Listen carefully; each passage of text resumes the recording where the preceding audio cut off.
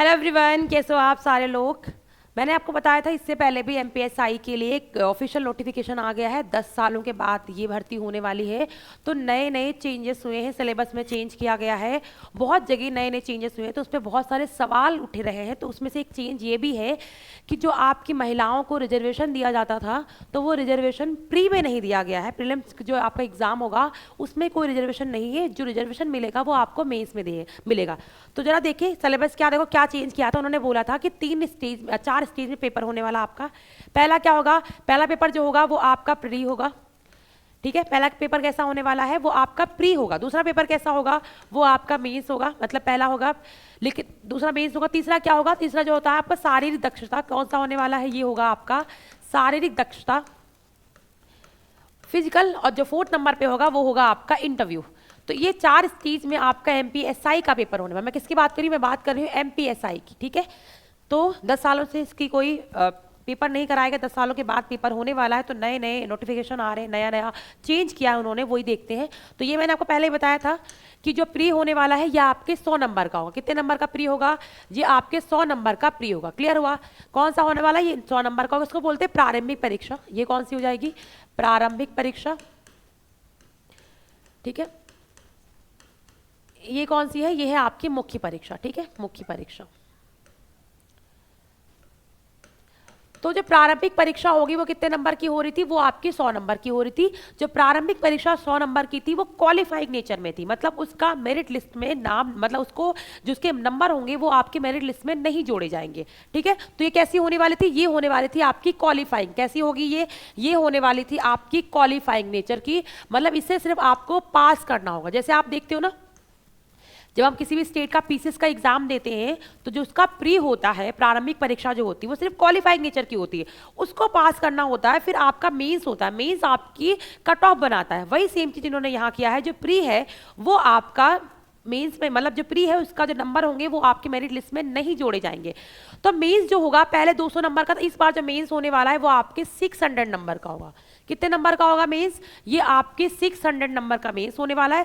जहां पे आपके 2 पेपर होंगे, GS1 और GS2। ठीक है, जहां पे आपके 2 पेपर होंगे, GS1 GS2। ठीक है, अब देखो जो आपकी सारी दक्षता है, जो आपका फिजिकल है, पहले ये आपका ऑप्शनल था, नंबर नहीं जोड़े जाते थे। बट इस बार इसको इन्होंने 100 नंबर का कर दिया है।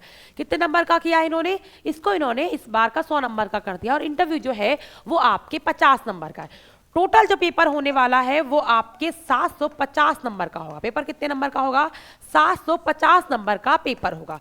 जो पहले ऐसा नहीं था, पहले जो था, जो मेंस आपका 200 नंबर का हो रहा था, अब जो मेंस है वो 600 नंबर का होगा।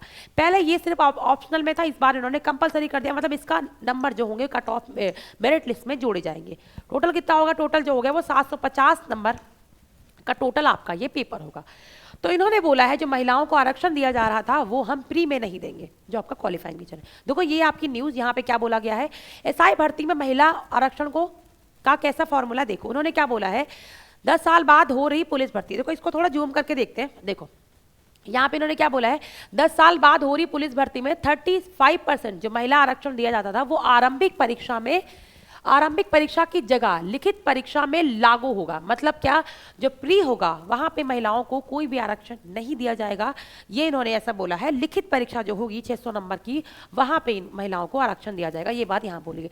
जबकि आमतौर पे ऐसी परीक्षाओं में प्रारंभिक परीक्षाओं से ही महिलाओं को आरक्षण लागू किया जाता है।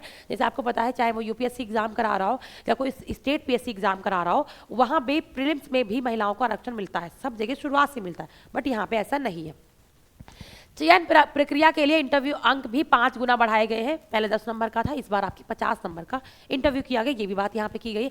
जबकि पिछली भर्ती तक इंटरव्यू के लिए सिर्फ 10 नंबर थे, और इस बार कितने नंबर हैं आपको बताया मैंने, 50 नंबर का आपका इंटरव्यू हो रहा है। वही लिखित परीक्षा पहले 200 नंबर से थी, अब कितने नंबर की हो गई, अब वो 600 की हो गई। क्लियर हुआ, आप देखो क्या है। वही इसी प्रकार शारीरिक दक्षता 100 नंबर तय कर दी गई है। पहले ये इसके आपके मेरिट लिस्ट में नंबर नहीं जुड़ते थे, बट इस बार आपके जुड़ेंगे। क्लियर हुआ।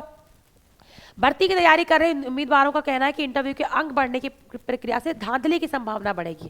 कि जितना ज़्यादा आपके इंटरव्यू के नंबर्स बढ़ रहे हैं उससे आपके धांधली, मतलब जो बार बार पेपर लीक हो रहे हैं या पेपर में पैसा देके सिलेक्शन किया जा रहा है, उसकी भावना ज़्यादा ज़्यादा बढ़ेगी। यही उन्होंने बोला है। उनका कहना है कि इंटरव्यू होना ही नहीं चाहिए, क्योंकि केंद्र सरकार ने 2017 में ही श्रेणी 3 और श्रेणी 4 के पदों पे भर्ती के लिए इंटरव्यू की प्रक्रिया बंद कर दी थी।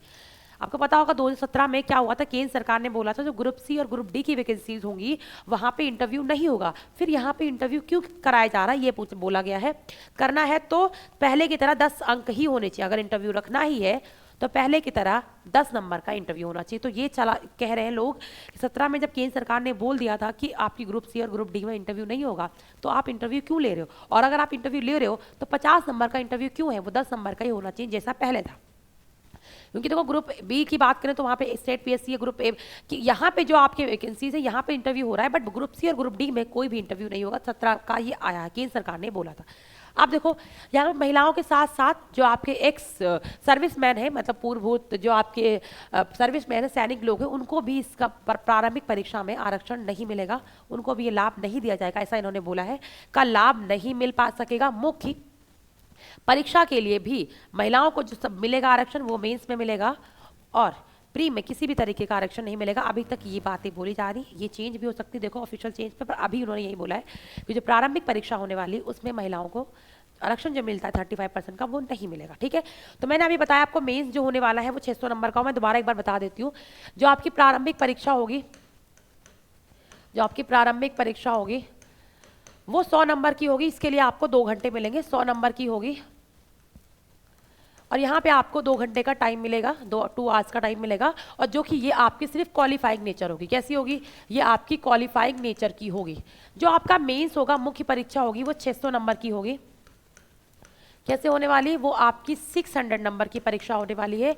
इसमें आपके 2 पेपर होंगे, एक होगा आपका GS1 और एक होगा आपका GS2। क्लियर हुआ। तो ऐसा नहीं GS1 GS2 में रीजनिंग नहीं आएगी, तो याद रखना GS इसमें भी देखो खंड बनेंगे 2, GS1 में भी आपके 2 खंड होने वाले हैं, एक होगा खंड का और एक खंड होगा खा। उसी तरीके से GS2 में भी एक होगा खंड खा और एक खंड होगा खा। क्लियर हुआ। जो खंड का है इसमें पूछी जाएगी आपकी हिस्ट्री, मैं एक ऐसे लिख दे रही हूँ कीवर्ड, इसमें पूछी जाएगी आपकी हिस्ट्री।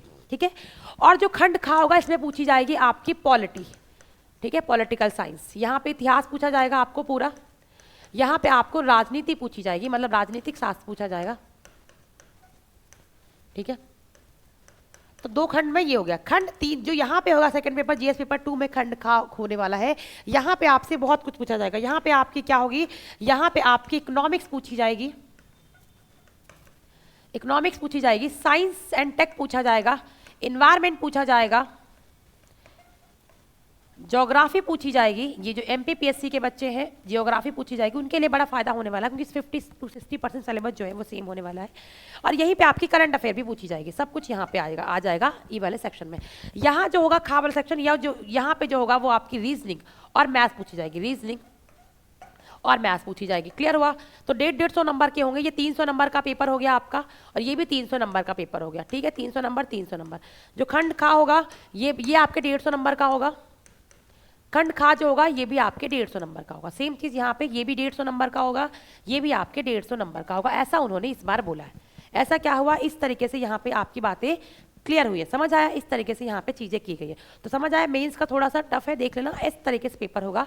उसके बाद शारीरिक दक्षता होने वाली है। क्या होने वाली, शारीरिक दक्षता। वो कितने नंबर का होगा पेपर, वो आपके 100 नंबर का पेपर होगा। उसके बाद अभी जो बोला जा रहा है वो होगी इंटरव्यू, जो आपके 50 नंबर का होगा। क्लियर हुआ। टोटल कितने नंबर का होने वाला है, ये होने वाला है आपके 750 नंबर का। ठीक है, अब हम देखते हैं आगे क्या होता है, क्या मध्य प्रदेश की सरकार इसमें कुछ चेंज लाती है नहीं लाती है।